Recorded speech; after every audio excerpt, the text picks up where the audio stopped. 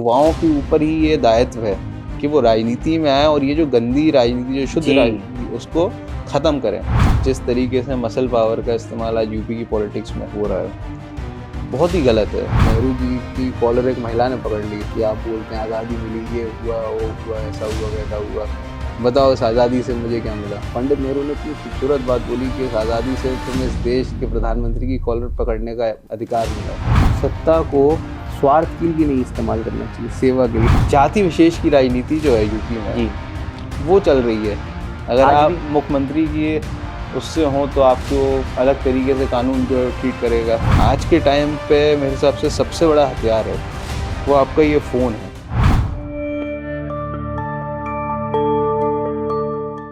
नमस्ते गौरव भाई। नमस्ते नमस्ते, कैसे welcome to the political kit. Thank you so much for inviting. कैसे आप? बस एकदम बढ़िया, आप कैसे हैं? लाइफ कैसी है?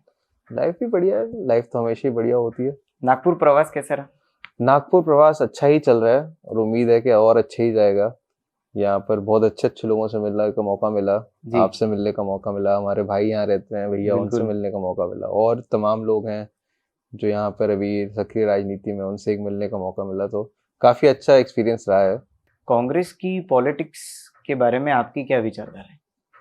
कांग्रेस की पॉलिटिक्स के बारे में विचारधारा क्या है? कांग्रेस की जो पॉलिटिक्स है वो तो वही पॉलिटिक्स है जो हमारे संविधान ने जो एक स्पिरिट दी है कि किस तरीके से देश को आगे लेकर चलना है, किस तरीके से समाज के अलग अलग लोगों को साथ लेकर चल रहे हैं, किस तरीके से जो अंतिम व्यक्ति है जिस पर आज तक चीज़ें नहीं पहुंच पा रही उसको कैसे मुख्यधारा से जोड़ा जाए, कैसे धरातल पे चीज़ें हो, कैसे पूरा क्रियान्वयन हो इन चीज़ों का।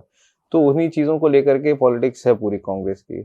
कांग्रेस कभी ये नहीं कहती कि सभी लोगों के संसाधन जो है वो लेके चंद लोगों को दे दिया जाए, पूरे देश को बेच करके कुछ लोगों का भला कर दिया जाए। जो कांग्रेस की पॉलिटिक्स है वो वही पॉलिटिक्स है जो ज्योतिबा फुले की थी, जो महात्मा गांधी की थी, जो और जो देश का डीएनए वही कांग्रेस की पॉलिटिक्स है। महाराष्ट्र को भी कांग्रेस का डीएनए कहा जाता है जी, तो आपने कभी इस बारे में पढ़ाई की? नहीं, बिल्कुल बिल्कुल। महाराष्ट्र और खासतौर पर ये जो विदर्भ का पार्ट है जी, जहाँ वर्धा है, आपका नागपुर है, यहाँ पर हमेशा से महात्मा गांधी का बहुत पुराना हो रहा है, लगाव रहा है, और हम गांधी आश्रम सेवाग्राम वगैरह भी काफी आते रहते हैं वहां पर। तो एक तरीके से जो एक गरीब किसान की लड़ाई, जो एक आप समझिए जो एक जमीन की लड़ाई थी कि कैसे जो जिन भूमिहीन लोगों को कैसे मदद की जाए, कैसे उनको जमीन दिया जाए, कैसे उनको एक जीने का अधिकार दिया जाए, और जीने के अधिकार से ज्यादा कैसे उनके अंदर एक जो आत्मविश्वास खत्म हो गया था पीढ़ियों से, जो उनके ऊपर अत्याचार हुआ था तमाम लोगों के द्वारा, उसको कैसे खत्म करके कैसे उनके अंदर वापस से एक आत्मविश्वास डाला जाए कि ताकि वो सोचे कि मेरा भी इस देश पर उतना ही अधिकार है जितना कि इस देश के प्रधानमंत्री का है। महात्मा गांधी की विचारधारा ही कांग्रेस की विचारधारा है, ऐसा कह सकते हैं हम? महात्मा गांधी की जो विचारधारा है वही कांग्रेस की विचारधारा है। दिल्ली, बॉम्बे, नागपुर बड़ी बड़ी सिटीज है, आप झांसी से आते हैं। कांग्रेस कार्यकर्ता है जो बिल्कुल नीचे से आता है, अपनी तैयारी करता है, कार्यकर्ता से पदाधिकारी बनता है, पदाधिकारी से नेता बनता है, नेता से और बड़े लेवल तक जाता है, केंद्रीय मंत्री तक। आपका बैकग्राउंड कैसा रहा कांग्रेस में? इस मामले में मैं कहूँगा कि मैं काफ़ी प्रिविलेज्ड रहा। जी, काफ़ी प्रिविलेज तो नहीं, लेकिन मैं ये कह सकता हूँ, अगर मैं ये कहूँ कि मुझे भी उतना ही स्ट्रगल करना पड़ा जितना कि बाकी लोगों को करना पड़ता है, ये सरासर गलत होगा। देखिए, हर आदमी का जो स्ट्रगल होता है वो अलग तरीके का होता है। लेकिन जैसे मेरे पिताजी थे, मेरे पिताजी एक पूरे नॉन पॉलिटिकल बैकग्राउंड से आए थे। पूरे खानदान में पीढ़ियों तक हमारे यहाँ कोई राजनेता नहीं था, कोई व्यक्ति ना पार्टी से जुड़ा था ना किसी चीज़ से जुड़ा था। तो उनका जो स्ट्रगल रहा है कि जहाँ पे वो खुद एक कॉलेज का चुनाव लड़े, उसके बाद फिर पार्टी में पद पे रहे, फिर उसके बाद शहर अध्यक्ष बने, शहर अध्यक्ष बनने के बाद खुद वो विधायक बने, सांसद बने। तो उनका जो स्ट्रगल रहा है और जो मेरा स्ट्रगल है उसमें ज़मीन आसमान का फ़र्क होगा, क्योंकि उनके पास वहाँ पर कोई और नहीं था जो उनकी उंगली पकड़ के लेके चल सके, लेकिन मेरे पास जो एक बैकअप है वो अलग है। तो ये अगर मैं कहूँगा कि मेरा भी वही स्ट्रगल है जो मेरे पिताजी का, वो सरासर गलत होगा। और ये जो झूठ बोलूँगा मैं खुद से भी बोलूँगा और जनता से भी बोलूँगा। तो हमारा जो स्ट्रगल है वो अलग तरीके का रहेगा। हमारा जो स्ट्रगल रहेगा वो ये रहेगा किस तरीके से आप और आगे निकले, किस तरीके से आप जो चीज़ें बेहतर है उसको और बेहतरीन की ओर ले जा सकें। तो वो स्ट्रगल हमारा रहेगा। एक वो बात है कि हमें जो बेस है वो एक तरीके से थोड़ा सा हमें लोग जो है वो जानेंगे। ये भी नहीं कह सकते कि जो लोग थोड़ा सा परिचित रहेंगे, लेकिन हम ये नहीं कह सकते कि जो काम मेरे पिताजी ने करे उसके बल पे अगर मुझे वोट मिल जाए तो ये कहना बिल्कुल ही गलत होगा, और ऐसी मैं अपेक्षा भी नहीं करता। अगर मैं कभी राजनीति में और इलेक्टोरल पॉलिटिक्स करूंगा भी तो यही मैं करूंगा कि आप मुझे देखकर वोट दीजिए, मेरे पिताजी ने जो काम करे या उन्होंने जो चीजें करी हैं लोग उनको लेकर ना दीजिए। तो इसे कह सकते हैं कि you are not a legacy child, आपने कभी उसको लेगेसी चाइल्ड के तौर पे खुद को पेश नहीं किया। मतलब लोगों का परसेप्शन बन सकता है कि आप लेगेसी चाइल्ड हैं, और ये कहीं ना कहीं चूंकि पिताजी रहे हैं तो कहलाएंगे भी कि लेगेसी चाइल्ड है, लेकिन हमारी पूरी कोशिश रहेगी कि जो काम जो हमारा अगर लोगों का चुनाव हो तो वो हमारे खुद के काम के ऊपर, हमारे खुद के व्यवहार के ऊपर और खुद जो हम आगे कर सकते हैं उसके आधार पे हो, ना सिर्फ इस वजह से कि मैं किसी का बेटा हूँ या किसी उससे एक परिवार से आता हूँ। तो ये हम कभी नहीं चाहेंगे कि वैसे ही चीज हो। मॉम डैड का अप्रूवल था क्या पॉलिटिक्स में आने के लिए? नहीं, मॉम डैड का एक्चुअली इस मामले में जो बताया ना कि पिताजी जो है वो लिबरल, जो बोलते हैं ना कि गांधी जी की तरह एकदम उन्होंने अपने आप को आत्मसात करा हुआ है कि आपको जो करना वो आपकी इच्छा है, हम किसी आप किसी की इच्छा दबा नहीं सकते। अगर आपको जैसे मैंने बोला कि मुझे बाहर पढ़ने जाना है, बोलते जाओ लोन लो जाओ, किसी ने नहीं रोका। मैं मेडिकल का स्टूडेंट था, मैंने बोला वकालत करना, उन्होंने बोला जो करना आपकी मर्जी है, आपका जीवन है, आप करिए। मेडिकल आपने चूज किया था? मेडिकल हमने चूज करा था। नहीं, हमने 10th में चूंकि किया, हम झांसी में थे जी, मार्क्स बहुत अच्छे आए थे जी। तो फिर अब वहां पे क्या था, पहले वैसे मुझे बचपन से इतिहास पढ़ने का बहुत शौक था, लेकिन झांसी में काफी कम स्कूल थे जहाँ पे ह्यूमैनिटीज पढ़ाई जाती थी। तो लोगों ने बोला कि अब इतने अच्छे मार्क्स हैं, और वहां पे क्या होता था कि ग्रेडिंग कर देते थे, अगर आपके बहुत अच्छे मार्क्स है तो आप बायो लोगे, उससे कम आए तो फिर आप इंजीनियरिंग करोगे, उससे कम आए तो फिर कॉमर्स में, सबसे रद्दी मार्क्स आए तो फिर आप आर्ट्स लोगे। अच्छा। तो इस बात से मतलब, और वहां पे मेरे मार्क्स बहुत अच्छे थे जी, तो उन्होंने बोला अब आर्ट्स लेके अपना जीवन क्यों बर्बाद करोगे, ह्यूमैनिटीज लेके हिस्ट्री पढ़ के क्या करोगे। तो जबरदस्ती मुझे ढकेल दिया गया, PCM भी दिलवा दी गई, फिजिक्स केमिस्ट्री मैथ्स और बायो। तो फिर 11th-12th में अपने पास ये दोनों सब्जेक्ट्स थे, मैथ्स भी था और बायो भी था जी। तो इसके बाद अपन ने करा, PMT की तैयारी करी, निकला भी, लेकिन अंदर से वो मतलब एक वो नहीं रहा अपने के मेडिकल ही करना है, जाना है। हाँ, तो मतलब 1-1.5 हफ्ता अपना कॉलेज में एडमिशन वगैरह भी हो गया था, लेकिन फिर हमें लगा कि ये करना, मतलब अंदर से अगर आपका आवाज नहीं आ रही थी, दिल की आवाज। एक्चुअली उसके पीछे भी जब अपन ने 11th-12th में बायो चूज करी थी तो एक क्या, बचपन में एक फिल्म देखी थी हमने, शायद आपने नाम सुना होगा, चे गुवारा का। एक क्रांतिकारी थे साउथ अमेरिका से, तो उनकी जो कहानी थी वो मुझे काफी इंस्पायरिंग लगती थी जी। तो वो भी, उन्होंने भी बचपन में मेडिकल की पढ़ाई करी थी और तमाम पेशेंटों को जाके वो मदद करते थे, वो करते थे, मुझे लगता था कि हाँ। तो मैंने वहां पर देख के 2 साल पढ़ाई कर ली, लेकिन फिर मैंने देखा कि उस वक्त में और अभी जो वर्तमान में परिस्थितियां हैं उसमें बहुत फर्क है। और पिक्चर में जो दिखाते वो हकीकत में नहीं, पिक्चर और हकीकत की बात भी नहीं, इंटरेस्ट की भी बात थी थोड़ी थोड़ी। ओके। तो और मेरे साथ में मेरी एक कजिन थी, हम दोनों साथ में मेडिकल में हुआ था, तो आज वो MD MS वगैरह करके वो सब बन चुकी हैं, डॉक्टर हो चुकी हैं, और अपन वकालत कर रहे हैं। तो डेस्टिनी ने आपको वकालत में ला लिया? डेस्टिनी ने। मैं बचपन में कभी नहीं सोचता था कि वकील बनूंगा, क्योंकि मेरे घर के बगल में एक परिवार रहते थे तो उसके अंदर 5 वकील थे। अच्छा। और मैं देखता था कि मैं सोचता था वकालत का क्या है, क्योंकि घर में पिताजी ने भी वकालत करी थी, मम्मी ने भी करी थी, मैं सोचता था वकील तो सबसे बेकार काम है, कुछ होता ही नहीं है काला कोट पहन के। लेकिन फिर किस्मत ऐसी कि वकालत ही करी और वकालत में ही मजा आने लगा। उसी फ्रेटर्निटी से हमें बहुत अब प्राउड फील होता है कि I'm part of that fraternity. So you're a Supreme Court lawyer? I'm practicing Supreme Court, High Court, NCLAT, NCDRC. Wow. So mostly appellate matters. क्योंकि ऑफिस हमारा दिल्ली में बेस्ड है, तो जितने भी appellate matters होते हैं वो सब हम लोग वहाँ पे करते हैं, जो भी आता है हमारे पास। प्रो बोनो भी काफी करते हैं। ओके। अभी जैसे नेशनल ग्रीन ट्रिब्यूनल ने झांसी में काफी मकान जो थे जी, उनके डिमोलिशन का ऑर्डर दिया था, तो उसके ऊपर भी फिर हम लोग स्टे ऑर्डर लाए, उनको रोकाया, बचाया कि कैसे प्रशासन की कमी से आप लोगों को जिम्मेदार ना ठहराते हुए कि प्रशासन की कोई गलती रही जी, लोगों की तो कोई गलती रही नहीं। उसके बाद आपने वो ऑर्डर दे दिया कि लोगों का मकान तोड़ दो, तो उसके ऊपर भी हम लोग स्टे ऑर्डर लाया, उस चीज को रोका, और मतलब ऐसे करते रहते हम लोग। मैं आपको फॉलो करता हूँ इंस्टाग्राम पे, फेसबुक पे, सभी जगह।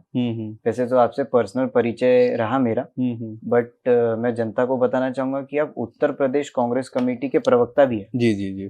सो मैंने सुना था कि आप पे ये केस डाल दिया गया था। हाँ, और वो आपने ही लड़ा, खुद की बेटी आपने बहुत।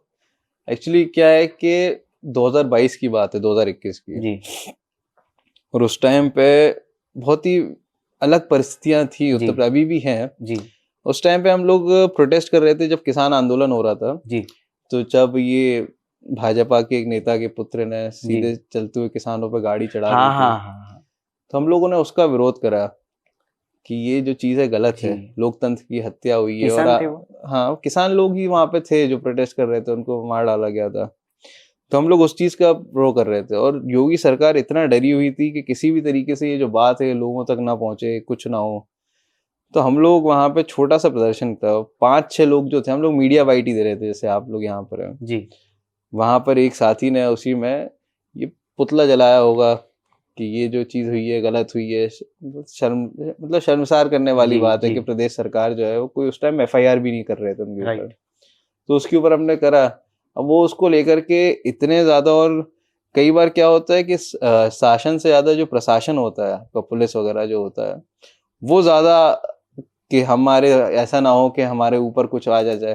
तो जबरदस्ती हम लोगों को, मतलब हम लोग 5-6 लोग थे, उसको बता दिया कि 150-200 लोग थे, ये लोग दंगा भड़का रहे थे, आगजनी कर रहे थे, ये कर रहे थे। और ये कहते हुए हम लोगों को दंगा भड़काने का, क्रिमिनल कॉन्स्पिरेसी का तमाम हम लोगों को मुकदमे डाल दिए। हुआ क्या, उसके बाद मुझे उसी साल के अंत में या अगले साल की शुरुआत में मुझे जाना था लंदन एक कॉन्फ्रेंस के लिए। तो पासपोर्ट मेरा एक्सपायर हो रहा था। तो पासपोर्ट के लिए जब हम अप्लाई करने गए तो उन्होंने पासपोर्ट हमारा रिन्यू करने से मना कर दिया, मुकदमे लगे हुए हैं। फिर मुझे लगा, फिर मैं वहाँ इलाहाबाद हाई कोर्ट गया वहाँ पे ऑर्डर लेने के लिए। तो जज साहब भी देख के, वकील साहब आप, क्योंकि मैं खुद ही बहस कर रहा था कि वकील साहब आप यहाँ पे कैसे खड़े थे। फिर मैंने बताया कि ऐसी ऐसी स्थिति है, हम लोग प्रोटेस्ट कर रहे थे और हमारा डेमोक्रेटिक अधिकार है प्रोटेस्ट करना, आप कैसे किसी को रोक सकते हो जी। और ऐसे कोई हम लोगों ने वहां पर, आपके सबसे बड़ी बात थी कि उन्होंने जिन धाराओं में हम लोगों को बंद करा था, हम लोग गिन के 4 लोग थे। हाँ। और उन्होंने जैसे 147, 149 वगैरह, उनमें 5 से ज्यादा लोग की जरूरत होती थी, तो उन धाराओं में लगा दिया। पूरी FIR अगर कोई व्यक्ति पढ़ेगा तो उसे बहुत हास्यास्पद लगेगी जी। कि जैसे उन्होंने यूज ऑफ फोर्स का करा हुआ है, वायलेंस का करा हुआ है, वहां पर कोई भी ना, उसमें मतलब एक, उसमें क्या था कि इस केस में जो कंप्लेनेंट था वो भी पुलिस वाला था, और जो विटनेस था वो भी पुलिस वाला था। उन्होंने ही देखा, उन्होंने उनका कहना है कि बीच चौराहे पर आपने ये प्रोटेस्ट करा है। तो तमाम ऐसी गाइडलाइंस सुप्रीम कोर्ट की जिसमें ये नहीं हो सकता कि पुलिस वाला ही कंप्लेनेंट हो, पुलिस वाला ही विटनेस हो, हाँ। और आप किसी को भी अंदर वो कर दे, FIR कर दे।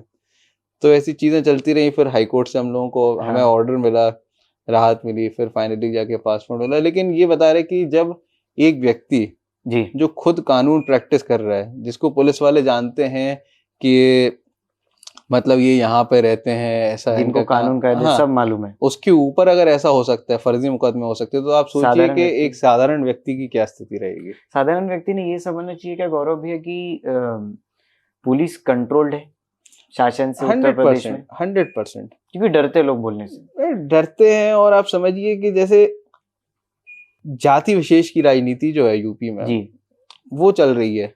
अगर आप मुख्यमंत्री की उससे हो तो आपको अलग तरीके से कानून जो है ट्रीट करेगा कि मैं मुख्यमंत्री का क्लोज हूँ। अगर आपके सरनेम में यादव लगाया, मुसलमान लगाया, ऐसी कोई समाज से आप आते हैं जिसको लगता है कि ये भाजपा को वोट नहीं देती, तो आपको अलग तरीके से कानून जो है वो ट्रीट करेगा। तो ये सरासर गलत है। संविधान की जो मूल भावना है उसके साथ खिलवाड़ है ये। For the people by the people जो है वो इक्वालिटी होनी चाहिए। मतलब एक राजा तो नहीं कहेंगे, लेकिन एक जो प्रशासक जो है वहां पे, जो शासक है, उसको ये देखना चाहिए कि सब जो है उसके सामने बराबर हैं। किसी को आप सिर्फ ये कह के कि आप हमारा समर्थन कर सकते हैं, आप हमारा समर्थन नहीं करते, इसको आप लेकर के आप मतलब नहीं कर सकते। आप अलग अलग भेदभाव नहीं करना चाहिए। नहीं करना। आपका उत्तर प्रदेश की पॉलिटिक्स पे क्या नजरिया है, यानी कैसे देख रहे हैं आप अभी? युवाओं के लिए अच्छा है मौका ग्रो करने का?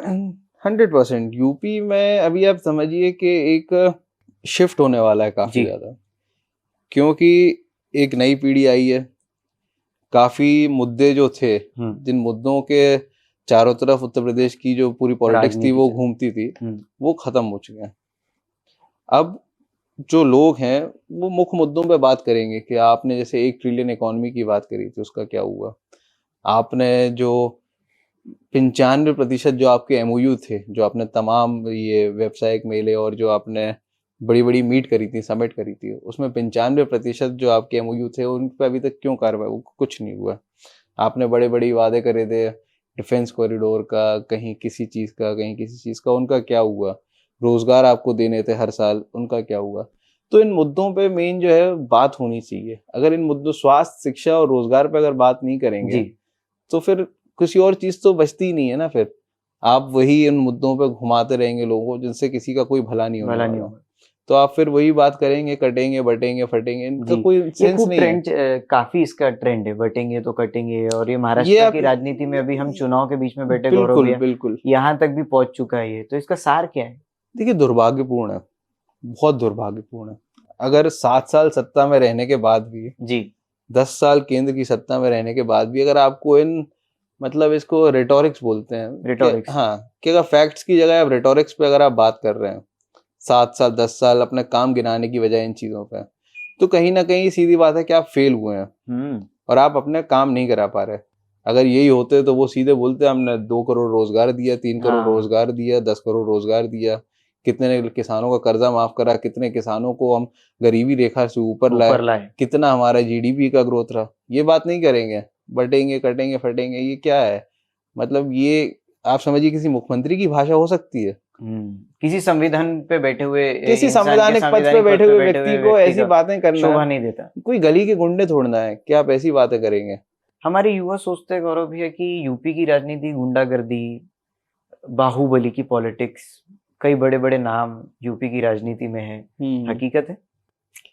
हकीकत है, बिल्कुल है।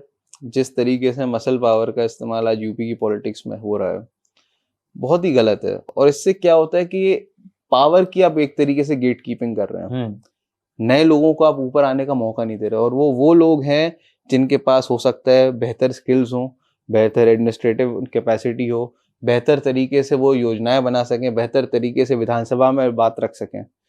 तो अगर आप पूरी सत्ता को सिर्फ पैसे और जाति और गुंडागिर्दी के आसपास घेर के रखेंगे तो उससे पूरे समाज का एज अ होल बहुत नुकसान होने वाला है। लेकिन ये भी कहना चाहता हूँ कि युवाओं के ऊपर ही ये दायित्व है कि वो राजनीति में आए और ये जो गंदी राजनीति, जो शुद्ध राजनीति, उसको खत्म करें। क्योंकि अगर युवा नहीं आएंगे तो फिर कोई नहीं आएगा। और उनके पास ही मौका है कि वो जो 20 साल 30 साल से जो भी सब गंदगी चल रही है उसको खत्म करके एक नई शुरुआत यूपी में करें। बाहुबली का राइट हैंड, बाहुबली का बेटा बाहुबली, बाहुबली का भतीजा बाहुबली, इसको युवा टैकल कर पाएंगे उत्तर प्रदेश में? नए जो आएंगे राजकारण करना पड़ेगा। देखिए, पहले क्या होता था कि एक तो lack of education, lack of resources और लैक ऑफ इंफॉर्मेशन। आज के टाइम पे मेरे हिसाब से सबसे बड़ा हथियार है वो आपका ये फोन है जी। इस फोन के द्वारा अगर आप के साथ कोई दुराचार कर रहा है, कुछ बदतमीजी कर रहा है, कोई भी बाहुबली, आप एक बार वीडियो बना के उसे वायरल करिए, लोगों को दिख जाएगा। कोई व्यक्ति आपसे बोलता है कि जैसे कई बार होता है चुनाव में नेता बोलते हैं कि हमने अपने इतने लोगों को ये करा दिया, हमने इतना पैसा दिया, फिर बाद में आरटीआई से पता चलता है कि वो सरकारी पैसे से आपने कराया। तो फॉर इन्फॉर्मेशन पता करना है कि पहले पता नहीं चलता था कि किस नेता के ऊपर कितने केस चल रहे हैं, क्या चल रहा है। आज आप 1 मिनट में पता लगा सकते हैं। तो जैसे जैसे जितना इन्फॉर्म्ड आपका वोटर होगा, और बात क्या है कि जैसे लोग नेताओं की बात करते हैं कि नेता जो है वो ऐसे बन के आ रहे हैं। नेता क्या है? नेता भी तो उसी समाज से निकलता है। अगर समाज एज अ होल चेंज हो रही होगी तो जो वहां पर जो उनके लीडर हैं, जो लीड करने हैं, वो भी चेंज होंगे। जनता ही तो नेता बनाती है गौरव। बिल्कुल बिल्कुल। आप अगर कॉन्स्टिट्यूएंसी में आपके पढ़े लिखे लोग होंगे जिनको मेन मुद्दों से फर्क पड़ता होगा, तो फिर वो कभी जाति और इसके ऊपर आधार पे आपको वोट नहीं देंगे। आपने लंदन से भी लॉ किया है। जी जी। ग्लोबल कांग्रेस से भी जुड़े रहे। हाँ, ओवरसीज कांग्रेस। जी जी जी। So what's the difference between overseas Congress and Indian national Congress in India? Basically overseas Congress जो है, it's a wing of Indian national Congress. Okay. It works with the Indian diaspora, जो अलग अलग देशों में है, चाहे वो पर्सन ऑफ इंडियन ओरिजिन हो, ओवरसीज सिटीजन्स ऑफ इंडिया हो, या फिर मतलब वो जो लोग जो हिंदुस्तान के बाहर हैं, चूंकि उनकी भी काफ़ी प्रॉब्लम्स रहती हैं, उनको भी काफ़ी मांगे होती है। जैसे कई बार होता है कि जैसे अभी हम लोग देखा मिडिल ईस्ट वगैरह में कभी कभार रहता है कि एम्बेसी से कुछ काम नहीं हो रहा तो उनकी हम लोग हेल्प कर सकें। कई बार होता है कि वहाँ पे हमारे जो सिटीजन्स होते हैं वो थ्रेट फील करते हैं, तो अगर कहीं पे लगता है कि सरकार जो है या एम्बेसी जो है वहाँ पे काम नहीं कर रही, तो एक तरीके से एक प्रेशर ग्रुप का भी काम करती है कि वहाँ पर अगर कोई चीज़ गलत हो रही है तो हम बात रख सकें, वो लोग हमें हमारी बात बताएं, और हम अगर नहीं कर पा रहे कुछ तो हम वो बात संसद में उठाएं। भारतीय मूल के जो निवासी होते हैं उनकी मदद करते हैं आप लोग? भारतीय मूल के जो निवासी होते हैं, जो भारतीय नागरिक होते हैं, बाहर रह रहे होते हैं, उनके साथ भी मतलब एक संबंध बना रहे। बीजेपी ने सबसे पहले क्या करा है 2014 से पहले अगर आप देखेंगे तो एनआरआईज के दिमाग में एक ऐसी इमेज बना दी कि हिंदुस्तान पूरी तरीके से गर्त में जा चुका है, अब आपको कंट्री ये हो चुका है, वो हो चुका है।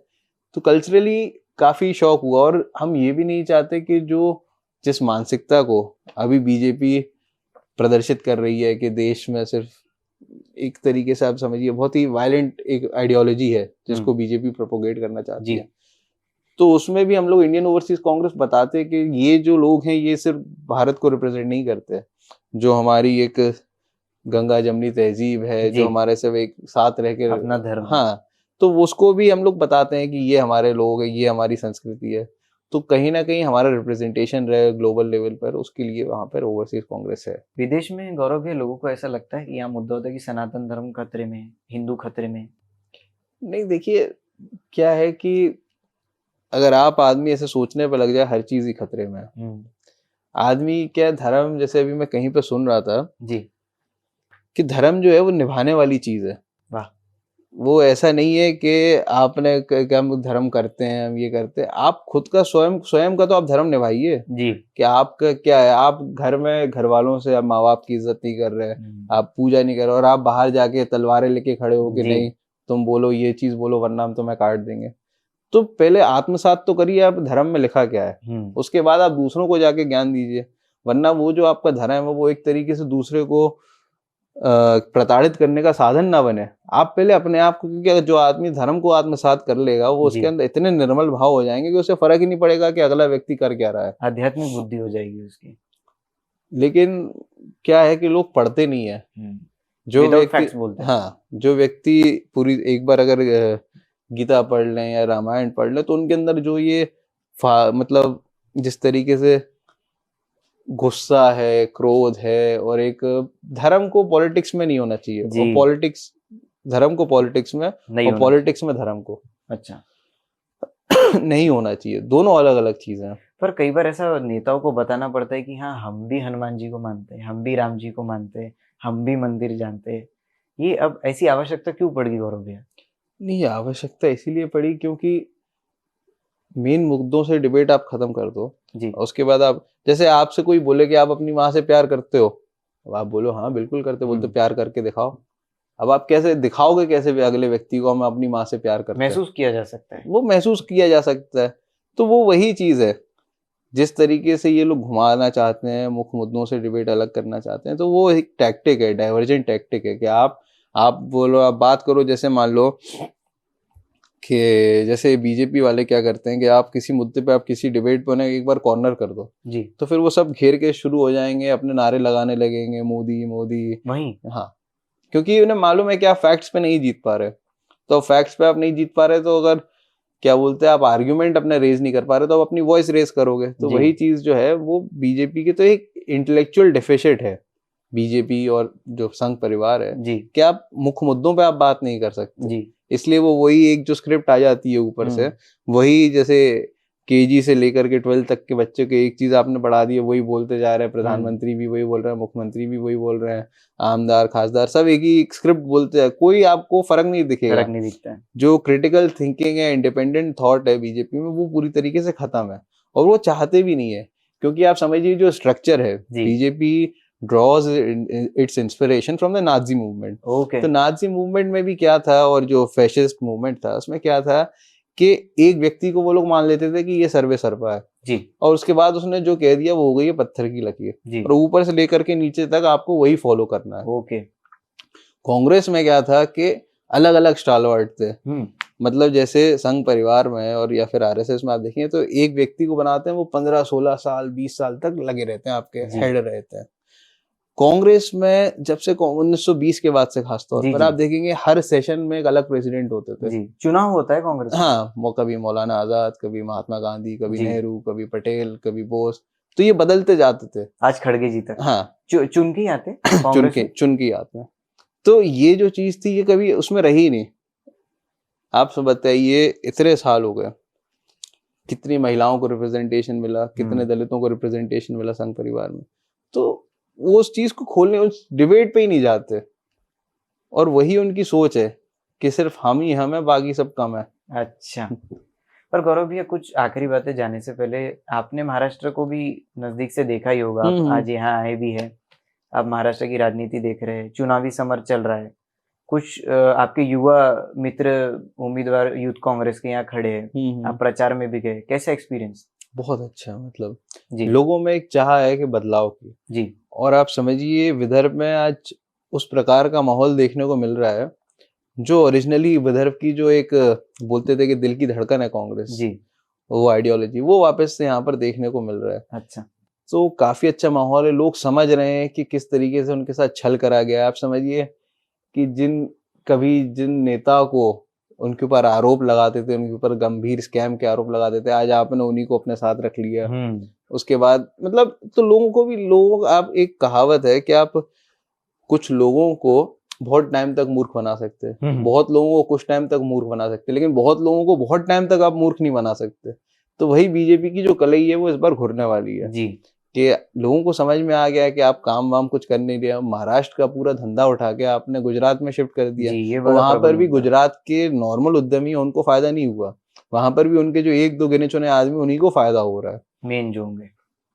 तो इसीलिए लोगों को समझ में आ रहा है कि कैसे गुजरात की मतलब महाराष्ट्र की पूरी इकोनॉमी जो है उसे धराशायी कराया जा रहा है, मुंबई को पूरी तरीके से धराशायी कराया जा रहा है। यहाँ पर विदर्भ में इतनी सारी मांगे हैं किसानों की, किसी पे वो नहीं होता। मराठा आरक्षण की बात हो रही है, उस पे सरकार कुछ कहने को तैयार नहीं है।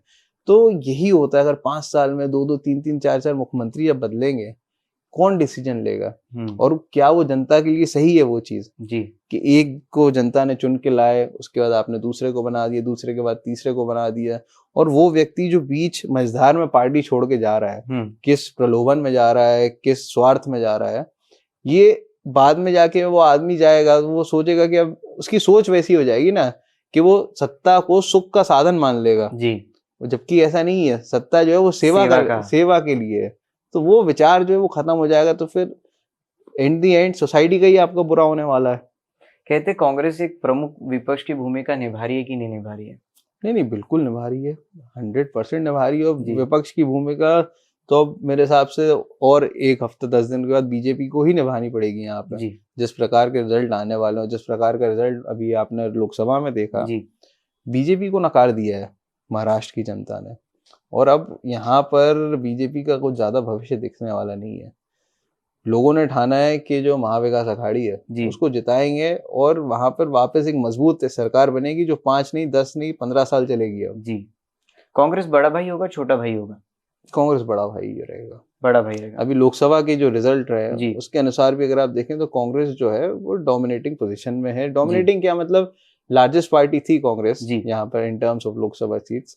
तो मुझे लगता है कि उसी के जो आपका अभी विधानसभा का रिजल्ट रहेगा वो उसी के आसपास कुछ रहने वाला है। आपका मुख्यमंत्री हो सकता है कांग्रेस पार्टी का? वो देखिए वो हाईकमांड तय करेगा, कंसेंसस जो होगा तीनों पार्टियों का मिलके वो तय करेंगे, लेकिन कांग्रेस जो है लार्जेस्ट पार्टी रहेगी। युवाओं को काफी टिकट बांटी गई है कांग्रेस में विदर्भ में, महाराष्ट्र में, तो आप खुश हैं क्योंकि आप यूपी से देख रहे हैं महाराष्ट्र को? हाँ, और भी टिकट और लोगों को भी दी जा सकती थी जी, लेकिन यहाँ पर भी जैसे हमारे नागपुर सेंट्रल में आपके यहाँ से बंटी शेलके जी लड़ रहे हैं, वो भी हमारे यूथ कांग्रेस के साथी हैं, काफी एक मतलब जुझारू हैं और हमेशा जनता के लिए खड़े रहे हैं। मैंने देखा उन्हें कि उनका जो काम करने का शैली है, अगर प्रत्येक व्यक्ति इतनी ईमानदारी और इतनी तत्परता से जनता के लिए खड़ा रहे जी, तो मेरे हिसाब से जो समस्याएं हैं खासतौर पर लोकल लेवल पे, वो 1-1.5 साल में पूरे क्षेत्र की समस्याएं खत्म हो जाएंगी जी। तो अच्छा उनका कार्यशैली है और हम पूरी कोशिश करेंगे और प्रार्थना भी करेंगे भगवान से कि वो जीतें। बंटी भाई से तो मैंने 2 इंटरव्यू भी ली, अच्छा, एक पॉडकास्ट भी, एक इंटरव्यू भी देखा था। उसमें सबसे बड़ा एस्पेक्ट था resources versus no resources. Bunty भाई कवर कर पाएंगे? 100%। देखिए, पैसे से आप चंद लोगों को ही खरीद सकते हैं जी और चंद लोगों के ऊपर आप प्रेशर डाल सकते हैं, लेकिन सभी लोगों का ईमान आप पैसों से नहीं, क्योंकि पैसों से ज्यादा लोगों को वो याद रहता है कि कोविड के वक्त आपके साथ कौन खड़ा था, जब आपके साथ जो सरकारी अफसर थे जो आपके साथ बुरा कर रहे थे, तो उस जी वक्त किसने आपको बचाया था, कौन था जिसने अपनी सदस्यता की चिंता ना करते हुए आपके लिए लड़ गया था सरकारी जी अफसर जी से। तो ये सारी चीजें जो है वो लोगों को याद रहती है। और पिछली बार भी कोई बहुत बड़े मार्जिन से नहीं आ रहे थे बंटी जी भाई, छोटा सा मार्जिन था और तब समीकरण बहुत अलग थे। जी इस बार समीकरण भी फेवरेबल है और मेरे हिसाब से जो मार्जिन पिछली बार था उससे 5-6 गुना मार्जिन से जीतेंगे इस बार बंटी भाई। अरे वाह। पर गौरव भैया, मैं देखता हूँ यूथ कांग्रेस के पेज को देखता हूँ, बंटी भाई हो, कई और युवा हो, आप लोग को बहुत सपोर्ट कर रही है कांग्रेस, युवाओं को आगे ला रही है। कहते थे श्रीमंत ज्योतिरादित्य सिंधिया से सचिन पायलट जी से लेके मिलिंद देवरा जी को, सबको कांग्रेस ने मौका दी है सबसे पहले युवाओं को राजनीति में लाने का। सोनिया जी का बहुत पुराना सोच रहा, आज भी कांग्रेस उस पे तटस्थ है, मेंटेन्ड है। 100%। आप समझिए जो हमारे CWC वगैरह में जो प्रस्ताव पारित हुए थे कि 50% जो सीटें हैं वो 50 के नीचे के लोगों को देना है, जी और उसी पे कार्य क्रियान्वयन भी हो रहा है। नए नए हमारे मतलब कम उम्र में के लोग सेक्रेटरी बन रहे हैं, जी संगठन के अंदर जा रहे हैं, ज्यादा से ज्यादा लोगों को मौका मिल रहा है, चुनाव लड़ने का मौका। हरियाणा में भी हम लोगों ने युवाओं को बहुत टिकट मिले हैं, यहाँ पे महाराष्ट्र में भी हम देख रहे हैं, झारखंड में भी मिलेंगे।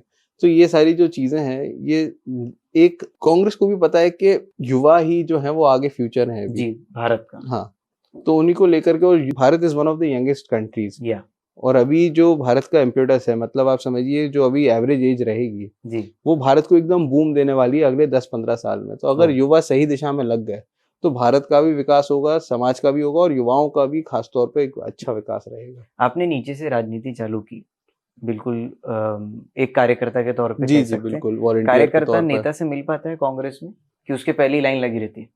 देखिए, कोई भी नेता उसके ऊपर लाइन तो लगी रहेगी, जी लेकिन कांग्रेस पार्टी में एक चीज अच्छी है कि यहाँ पे जो एरोगेंसी है, जी जो बाकी पार्टियों में है, बीजेपी में है या कहीं है, जी वो एरोगेंसी नहीं है। अगर आप देखेंगे बाकी पार्टियों के नेता ऐसे एकदम बैठे रहते हैं, जी बताइए क्या है, जी बाहुबली वाली जो इमेज है। हाँ इमेज।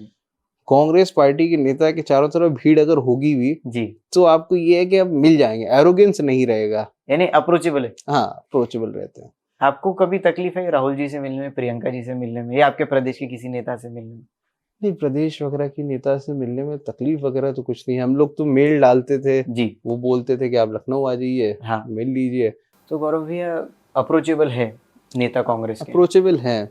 और आप समझिए अभी जैसे तमाम लोगों का सिलेक्शन हुआ, कांग्रेस पार्टी खुद ही वो आइडेंटिफाई कर लेती है जी और आपको मीटिंग के लिए बुला लेती है। राहुल जी ने अभी कुछ नहीं तो 100-200 युवाओं से मिले होंगे पर्सनली। हाँ, पर्सनली।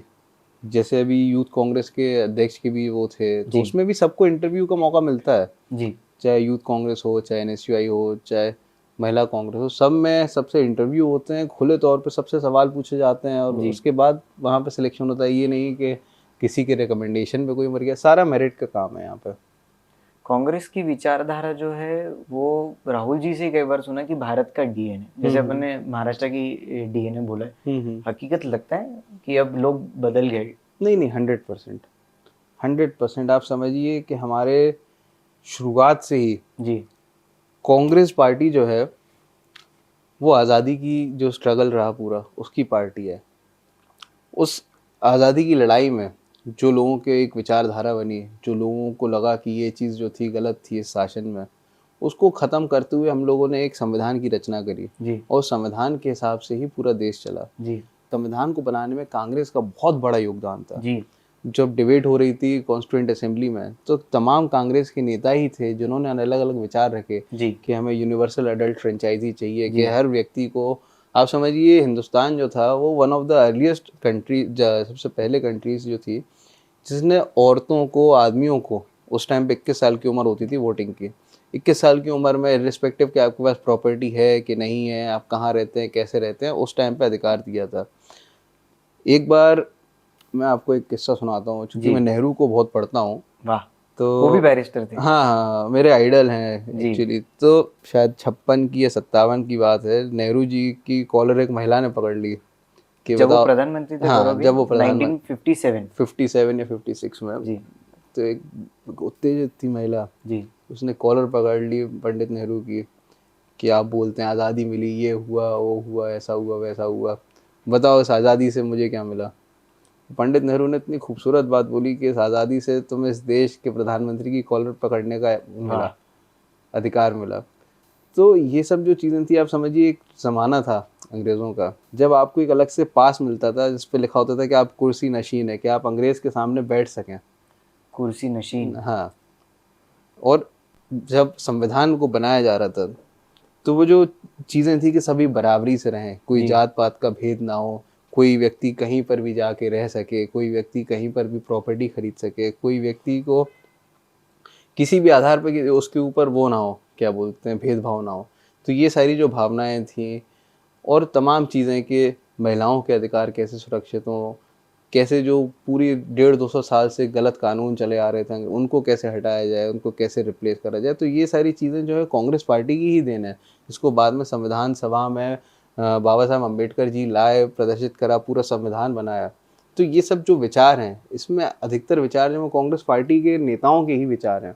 मैंने किसी युवा को सुना, अभी रील हम सब देखते रहते हैं इंस्टाग्राम पे, तो एक लाड़की बहन योजना यहाँ खूब चल रही है जी जी जी, जो मध्य प्रदेश से, कर्नाटक से आती है। हाँ, गौरव जी, पहले कांग्रेस ने लाई थी, पहले बीजेपी ने उसका उपहास उड़ाया था जी, कि आप फ्री में सब कुछ देना चाहते हैं ऐसा, लेकिन फिर बाद में उन्हें पता चला, शायद आपको याद होगा 2014 की जब सबसे पहले राहुल जी जब चुनाव लड़ रहे थे, 14 में था या उसके बाद था, नहीं 2009, हाँ, न्याय योजना की जब हम न्याय लोगों ने योजना, की बात करी थी कि प्रत्येक व्यक्ति को हम हाँ, जो है, क्योंकि इसका देखा क्या फायदा है, जी, महिलाओं को अगर पैसा मिलेगा तो वो घर के बाहर निकलेंगी, घर के बाहर निकलेंगी तो वो इकोनॉमी में भागीदार बनेंगी और वो आत्मनिर्भर बनेंगी, किसी के ऊपर भी वो निर्भरता जो उनकी है वो एक तरीके से ख़त्म होगी। जैसे फ्री में जब बसों में महिलाओं को चलने का वो दिया गया कि बिना टिकट के आप बिना पैसे दिए आप जा सकते हैं मेरा, तो उससे आप समझिए एक काम करने वाली महिला है, किसी के घर में डोमेस्टिक हेल्प है, अगर वो महीने में 20 दिन जा रही है तो उसके 600-700 रुपये जा रहे हैं, वो भले ही महीने में 3000 रुपये कमाती हो, लेकिन उसके लिए 600 रुपये जो है वो 1/5 ऑफ हर इनकम है। अगर वो चीज़ फ्री हो गई तो वो 600 रुपये कहीं और इन्वेस्ट कर सकती है, चाहे पोस्ट ऑफिस में, चाहे कहीं। तो इन चीज़ों से भारत का जो एक तरीके से डिप आ गया था इकॉनमी, उसको फ़ायदा मिलता है, जो स्टेगनेंट हो गई थी इकॉनमी उसमें फ़ायदा मिलता है। तो ये चीज़ें जो हैं वो अच्छी बात है, पहले बीजेपी ने उपहास उड़ाया हमारी तमाम फ्रीबीज का और ये बेनिफिशियरी जो स्कीम्स थी उनका, आज वो उनको अपना रही है और हमारी स्कीम्स को आगे लेके जा रही है। तो इन द लॉन्ग रन आप समझिए कांग्रेस का इम्पैक्ट क्या रहता है जी, कि भले ही कई जैसे प्रदेशों में, मध्य प्रदेश में हमारी सरकार नहीं आई, लेकिन वहाँ पर जो हमारी स्कीम्स थी जो बीजेपी ने कॉपी करी, उससे एटलीस्ट वहाँ के जो वोटर थे, वहाँ की जो जनता थी, उसको तो फायदा हुआ ना, उनको उस पिच पर आके खेलना पड़ा और एक बार उन्होंने बोल दिया तो वो अपने वादे से मुकर नहीं सकते। तो इन दी लॉन्ग रन जो फायदा हुआ वो तो वोटर का ही हुआ, भले ही हम सरकार में आए ना आए, लेकिन वोटर का तो फायदा हुआ ना जी। तो हम लोग चाहते हैं कि उनको उन मुद्दों पर लाकर बोलने पे मजबूर करें जिसपे वो बात नहीं करना चाहती। फालतू के मुद्दों पे अब डिबेट करेंगे तो हम डिबेट उनसे करना नहीं चाहते, कटेंगे बटेंगे फटेंगे। हम मेन बात है कि वोटर्स को आप क्या दे सकते हैं, इकॉनमी को कैसे बढ़ा सकते हैं, युवाओं को क्या दे सकते हैं, लॉ एंड ऑर्डर की सिचुएशन का क्या होगा। तो इन मुद्दों पे हम बात करते हैं और इन मुद्दों पे हम चाहेंगे कि बीजेपी भी अपनी बात रखे। आपने संविधान की पढ़ाई की है गौरव भैया, राहुल जी एक प्रॉपर संविधान की कॉन्स्टिट्यूशन ऑफ इंडिया की एक छोटी बुक लेके ऐसे दिखाते हैं, पूरी चुनाव में ट्रेंडिंग रहा उनका जी जी जी, और कहते हैं उसके कारण ही इन्हें इतना घबरा गया विपक्ष, वो बोलते हैं कि संविधान को कोई खतरा नहीं है। आपने तो संविधान पढ़ा ही है, student of law, so do you feel संविधान खतरे में? बीजेपी के जिस तरीके से लोग बयान देते थे उस प्रकार उससे तो लगता ही था कि संविधान खतरे में है। बोलते थे कि हमारे पास एब्सोल्यूट मेजोरिटी आ जाएगी जी। आप समझिए एक वक्त ये अभी बीजेपी के अगर ये एब्सोल्यूट मेजोरिटी आ जाती जी लोकसभा में, राज्यसभा में उनके पास एब्सोल्यूट मेजोरिटी थी जी, 2/3 ऑफ द स्टेट से पास कराना था, वो संविधान को हटा सकते थे। उनके जो नेता थे वो तो खुले तौर पे बोल रहे थे कि हमें 400 पार इसलिए चाहिए ताकि हम संविधान को बदल सकें जी। और ये एक बहुत पुराना एजेंडा रहा है। आप समझिए एक बहुत लंबे 50 साल तक संघ ने जो ट्राइकलर है, अपना तिरंगा है जी, उसको अपने कार्यालय पे नहीं लगाया, उसको वो लोग मानने को तैयार नहीं थे। संविधान की प्रतियां जलाई गई थी जब संविधान बना था कि कैसे हम यहाँ पे संविधान को मान लें जिसको किसी और ने बनाया हो।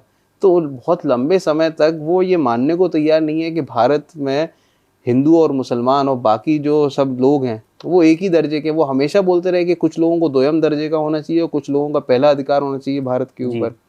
तो ये जो चीज़ें हैं ये संविधान के खिलाफ चीज़ें हैं, और ये अभी तक जो एक सोच है संघ की, बीजेपी की, वो अंदर तक उनके इनहेरेंट सोच है।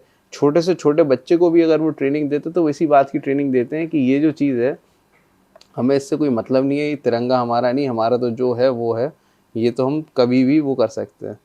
तो ये सोच है जो संविधान विरोधी है, देश विरोधी है, और ये अभी खुले तौर पे नहीं बोलते, लेकिन अगर आप इनकी कार्यशालाओं में जाएंगे देखेंगे तो वहाँ पर खुले तौर पर इन चीज़ों के खिलाफ बोला जाता है जी। तिरंगे के खिलाफ बोला जाता है, संविधान के खिलाफ बोला जाता है, आरक्षण के खिलाफ बोला जाता है जी। वो तो चूंकि अभी यहाँ पर चुनाव में उन्हें समझ में आया कि बोलने से उनकी नुकसान होगा तो उन्होंने बोलना बंद करा, लेकिन सोच वही है उनकी।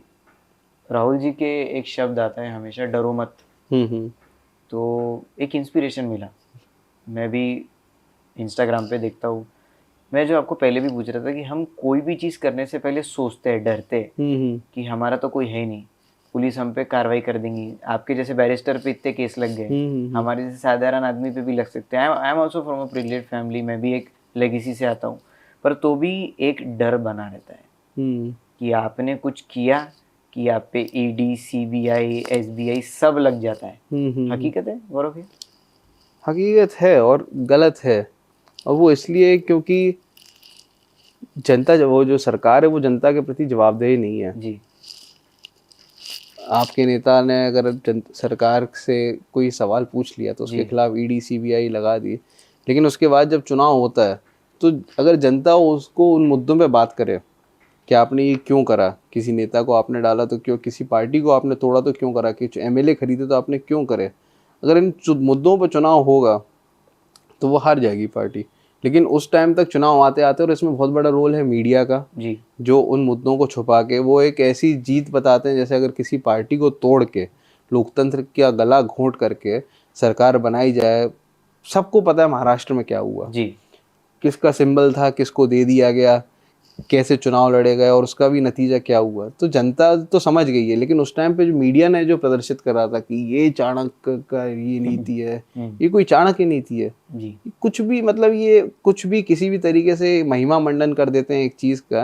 और मीडिया का बहुत बड़ा रोल है कि वो सच्चाई को छुपाते, सच्चाई के ऊपर पर्दा डालता है और गलत चीजों का महिमा मंडन करता है, जिससे गलत इमेज जाती है। अगर किसी और देश में ऐसा हो रहा होता कि खुलेआम किसी पार्टी के जो विधायक है उनको होटल में ले जाया गया, रिजॉर्ट पॉलिटिक्स चल रही है आज के टाइम पे, किडनैपिंग करके विधायकों को ले जा रहा है, तो ये सरासर गलत है। किसी भी मैच्योर डेमोक्रेसी में इसकी कोई जगह नहीं होनी चाहिए।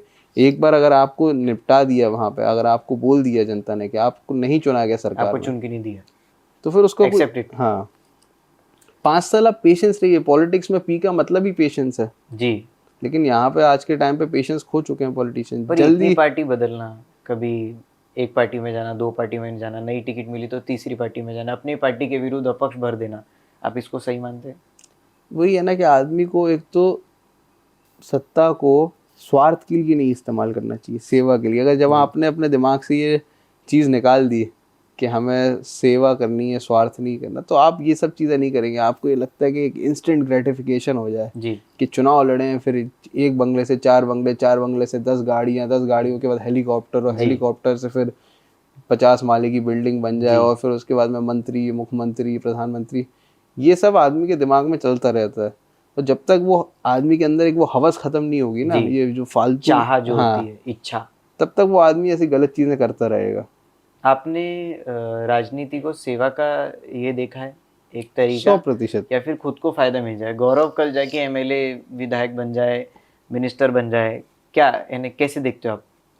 नहीं, कभी भी हमारे मतलब जैसे हमने जो अपने पिताजी से देखा है, मतलब वो भी विधायक, सांसद, केंद्रीय मंत्री रहे, तो हमने ये देखा कि अपने लिए नहीं उन्होंने कुछ करा जी, कि अपने लिए। जैसे बाकी कोई आदमी होता तो आज के टाइम पे 10 गाड़ियाँ, 20 बंगले, और ये जो पूरा माहौल चल रहा है रील का कि हम ऐसे वो बनवाएंगे, हेलीकॉप्टर से जाएंगे, तमाम चीज़ें, इससे फ़ायदा किसको हो रहा है? आपका जो अहम है, आपका जो ईगो है, सिर्फ वही थोड़ा सा बूस्ट हो रहा है। बाकी ना 10 गाड़ियों से लेने से चलने से आप एक व्यक्ति का आपके काम हो रहा, ना किसी को फ़ायदा हो रहा, ना आप किसी को छुड़वा पा रहे हैं, ना आप किसी को नौकरी दे पा रहे हैं, ना आप कुछ कर पा रहे हैं। तो सिर्फ अपने लिए ना सोचते हुए अगर आप वही 10 गाड़ियों में चलने की, वो 10 गाड़ियों का जो तेल का खर्चे से अगर आप किसी को दान कर दो, किसी की हेल्प कर दो, किसी की मदद कर दो, तो वो ज़्यादा बेहतर है, बजाय इसके कि आप खुद का जो अहम है उसको फीड करते जाओ, अपने ईगो को फीड करते जाओ। तो अगर हम कभी बनते हैं या कुछ करते हैं तो अपना तो पूरा पूरा कोशिश रहेगी कि अपने दरवाजे पे जो व्यक्ति आए उसका जो काम है वो हो जाए जी, और बिना उसको, और आगे वो जो काम है उसके लिए उसे कहीं पे और किसी और के दर पे ना जाना पड़े। अगर अपने पास आया तो अपन ही वो काम करवा के उस आदमी को संतुष्ट करके भेजें, वही अपने लिए सबसे बड़ी उपलब्धि, हाँ, उपलब्धि होगी। युवा राजनीति में क्यों आएगा गौरव भैया? उसको लगता है कि ये इतनी बड़ी बड़ी सभाएं, हेलीकॉप्टर से आना, बड़ी बड़ी फॉर्च्यूनर गाड़ी, डिफेंडर गाड़ी, सादा आदमी तो ले नहीं सकता, तो वो सोचता है कि मैं इतने बड़े पैमाने पे जब नेताओं को इम्प्रेस कर ही नहीं सकता हूँ, जा ही नहीं सकता हूँ, फ्लाइट की टिकट भी नहीं ले सकता हूँ, तो युवा क्या सोच के राजनीति में आएगा? उसको ऐसा दृष्टिकोण दिखाया जाता है। कार्यकर्ता की बात कर रहा हूँ। देखिए वही बात है, संगठित होना बहुत, क्या है कि जैसे बाबा साहब बोलते थे कि educate, educated and organise. Okay, तो सबसे पहले तो आप अपने आप चीज़ें समझो, आप एजुकेट हो कि अगर आप बनोगे, कुछ बनोगे तो आप कैसे उन लोगों से अलग रहोगे, जो गलतियां वो कर रहे हैं आप उनसे कैसे उनसे सही होंगे जी।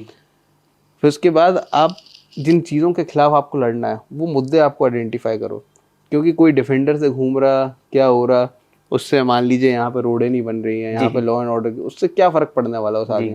जो आदमी डिफेंडर से घूम रहा था उससे तो रोडों से कोई फ़र्क ही नहीं पड़ेगा कि वो रोड टूटी है कि नहीं टूटी है, स्कूटी वाले को। हाँ, तो आप जितना ग्रास रूट पर रहेंगे, जितना जनता के बीच रहेंगे, उतना लोगों को पता लगेगा। अगर आप 20 एकड़ के बंगले में रह रहे हैं और आपके घर में हरियाली हरियाली और आपके कॉन्स्टिट्यूंसी में पानी नहीं आ रहा और नलों में, आपको क्या पता लगेगा? तो इसलिए आप जितना लोगों के बीच में रहेंगे उतना आपको जनता, जितना आप कनेक्ट कर पाएंगे उतना आप अच्छे पॉलिटिशियन बन पाएंगे। महात्मा गांधी जो थे वो पहले पूरी वो पहनते थे, चादर जो होती थी पूरी होती थी, लेकिन एक बार वो शायद उड़ीसा गए थे या कहाँ गए थे, तो उन्होंने देखा कि महिलाओं के पास ऊपर का वस्त्र, ऊपर का तन ढकने के लिए उनके पास वो नहीं है, वस्त्र नहीं है। तो उस दिन से उन्होंने अपनी धोती फाड़ के आधी करके आधी पहनने लग गए थे कि जब उस महिला के पास नहीं है तो हमारे पास कोई अधिकार नहीं है कि हम पूरी पहने। तो और इसीलिए महात्मा गांधी जो थे वो आत्मा को समझते थे देश की जी। और लोग जो थे, आप समझिए छोटे से कद काठी के महात्मा गांधी, ऐसे कोई बहुत बड़े भारी आवाज़ में बोलने वाले प्रवक्ता भी नहीं, ऐसा कोई कंटेंट, लेकिन आदमी जो उनसे जुड़ा वो इसलिए जुड़ा क्योंकि वो उनके अंदर अपनी छवि देख पा रहा था कि ये जो आदमी था वो हमारी स्ट्रगल के लिए लड़ रहा है जी। खाना छोड़ दिया हमारे लिए छोड़ा जी। और जो काम महात्मा गांधी ने करा वो बड़ी बड़ी सेनाएं नहीं कर पाई। अंग्रेजी हुकूमत को गिराना बहुत छोटी चीज नहीं थी, अहिंसा पे, और अहिंसा पे पहली बार ऐसा एक्सपेरिमेंट हुआ कि अहिंसा ने दुनिया की सबसे बड़ी फौज को हरा दिया जी, एक अकेले आदमी ने। तो इस महान देश में हम रहते हैं जहाँ पर ऐसे ऐसे लोगों का जन्म हुआ जिनको हम फादर ऑफ द नेशन बोलते हैं, तो उनसे इंस्पिरेशन ड्रॉ करके हम आगे जा सकते हैं। और ये युवाओं को समझना होगा कि वापस से गांधी के रास्ते पे जाएं, वापस से नेहरू और बोस के रास्ते पे जाएं, तभी जाकर कुछ हो पाएगा देश की राजनीति। आप युवाओं को क्या मैसेज देना चाहेंगे गौरव भैया? युवाओं को तो हम यही मैसेज देना चाहेंगे कि अगर आप राजनीति में आ रहे हैं तो एक वो है कि all that glimmers is not gold, कि आप ये चीज़ें देख के नहीं आए कि अगर हम राजनीति में आएंगे तो हमारे पास 10 गाड़ियाँ होंगी, 20 लड़के होंगे, बंदूकें होंगी, ये होंगी। इसका राजनीति से कोई मतलब नहीं है। अगर आप राजनीति में आए तो महात्मा गांधी का तलिस्मान एक उन्होंने दिया था एक, कि अगर आपको कभी किसी चीज़ में संशय लगा या कुछ लगे तो उस अंतिम व्यक्ति के बारे में सोचो जो सबसे गरीब हुआ, और ये सोचो कि अगर आप जो कदम उठा रहे हो उससे उसका क्या फ़ायदा होगा। अगर उससे उसका कुछ फ़ायदा हो रहा होगा तो आप वो कदम लो, अगर नहीं हो रहा होगा तो नहीं लो। अगर आपकी राजनीति में आने से उस व्यक्ति का कुछ फ़ायदा हो सकता है तो आप राजनीति में, और अगर आपके राजनीति में आने से उस व्यक्ति का कोई फ़ायदा नहीं हो सकता तो उसका की राजनीति में आने में कोई मतलब नहीं है। वाह, बहुत अच्छा लगा गौरव भैया आपसे बात करके। बहुत बहुत धन्यवाद। फिर से हम देखना चाहेंगे पॉलिटिकल किट पे। नहीं, हम आपको 5 साल बाद कहाँ देख रहे हैं? आप यूपी विधानसभा इलेक्शन लड़ेंगे, कुछ आगे नगर पालिका में जाएंगे, कुछ प्रतिनिधित्व करेंगे युवाओं का? सब पार्टी का ऊपर है, हम तो अपना काम कर रहे हैं जी, हम अपना कर्म कर रहे हैं, बाकी जो फल देना है वो ऊपर वाले का काम है जी। हम अपनी पूरी कोशिश कर रहे हैं, उसके बाद कहाँ जाएंगे, कैसे जाएंगे, ये सब वो तो सब किस्मत का खेल है जी। बाकी हम अपना कर्म कर रहे हैं और कर्म पे आगे चलते रहेंगे। बहुत बढ़िया, तो धन्यवाद। बहुत बहुत जय हिंद। जय हिंद। नमस्ते दोस्तों, welcome to the political kit. आज हमारे गेस्ट थे गौरव मैत्रेय जैन, जो उत्तर प्रदेश कांग्रेस कमेटी के प्रवक्ता हैं सुप्रीम कोर्ट के वकील हैं और एक अभ्यासु प्रवक्ता हैं। उनसे हमने काफ़ी मुद्दों पर चर्चा की, जैसे पंडित नेहरू जी के बारे में, भारत के इतिहास के बारे में, संविधान के बारे में, युवाओं के राजनीति में सहभाग के बारे में, उत्तर प्रदेश की राजनीति के बारे में, महाराष्ट्र के चुनावी समर के बारे में। होप सो आप ये पॉडकास्ट आप सभी को पसंद आए। जय हिंद, जय महाराष्ट्र।